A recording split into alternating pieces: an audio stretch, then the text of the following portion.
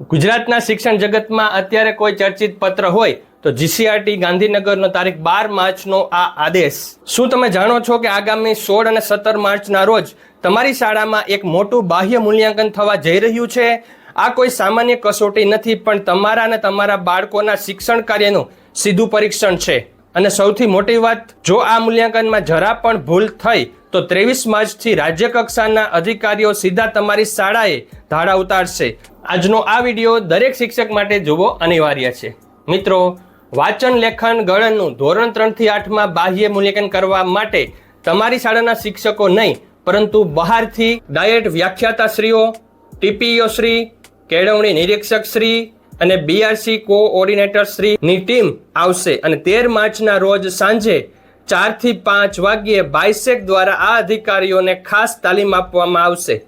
મૂલ્યાંકન માટેના ફકરાના કવર પણ ડાયટ દ્વારા સીલ કરવામાં આવશે, જે સીધા તમારી શાળામાં મુખ્ય શિક્ષકની હાજરીમાં જ ખોલવાના રહેશે. એટલે કે બધું જ કામ અત્યંત ગુપ્ત અને પારદર્શક રીતે થશે. હવે મિત્રો, સૌથી મહત્વનો પ્રશ્ન છે કે કયા વિદ્યાર્થીઓનું મૂલ્યાંકન થશે, કેટલા વિદ્યાર્થીઓનું મૂલ્યાંકન થશે? તો અધિકારી શ્રી જે આવશે તે તમામ બાળકોનું મૂલ્યાંકન નહીં કરે, પરંતુ રેન્ડમલી સિલેક્ટ કરશે. જેની વિગત આ રહી. અધિકારી શ્રી આખા વર્ગને નહીં તપાસે, પણ દરેક વર્ગમાંથી ફક્ત 5 બાળકોને રેન્ડમલી પસંદ કરશે અને આ માટે એક ખાસ ગણિત છે. પહેલા વર્ગની કુલ સંખ્યાને 5 વડે ભાગવામાં આવશે. માની લો કે 27 બાળકો છે તો ભાગફળ 5 આવશે. હવે 1 થી 5 માંથી કોઈ એક નંબર પસંદ કરી તેમાં 5 ઉમેરતા જઈને 5 બાળકો નક્કી થશે. દાખલા તરીકે, જો રોલ નંબર 3 પસંદ થયો તો 8, 13, 18 અને 23 નંબરના બાળકોની કસોટી થશે. આ 5 બાળકોનું પરિણામ જ તમારી આખા વર્ષની મહેનતનો અરીસો બનશે. હવે મિત્રો, મૂલ્યાંકન પ્રક્રિયા 3 તબક્કામાં વહેંચાયેલી છે: શ્રુતલેખન, ગણન અને વાંચન સમીક્ષા એપ. જેમાં શ્રુતલેખનમાં 50 શબ્દોનો ફકરો 3 વાર વાંચવામાં આવશે. બાળકોએ કાગળ પર પોતાનું નામ અને રોલ નંબર લખીને આ ફકરો લખવાનો રહેશે. ગણનની વાત કરીએ તો ગણિતના 5 દાખલા બોર્ડ પર લખવામાં આવશે, જેના માટે બાળકોને 10 મિનિટનો સમય મળશે.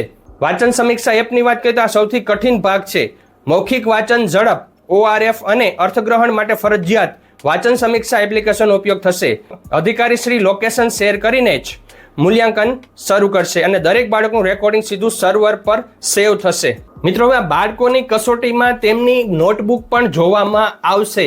જેની આપણે વાત કરીએ તો બાળકોની નોટબુકમાંથી પણ ગુણ આપવામાં આવશે કે શું 5 માંથી કેટલા બાળકો દ્વારા લેખન ગણનની નોટબુક છે, શું અઠવાડિયામાં ઓછામાં ઓછું 2 વાર શ્રુતલેખન અને ગણન કરાવ્યું છે, શું તમે પોતે નોટબુક ચેક કરીને સુધારા સૂચવ્યા છે.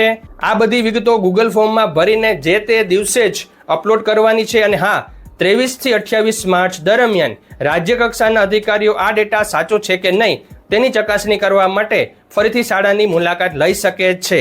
તો શિક્ષક મિત્રો, 16 અને 17 માર્ચ માટે અત્યારથી જ સજ્જ થઈ જાઓ અને બાળકોની નોટબુકને અપડેટ રાખો.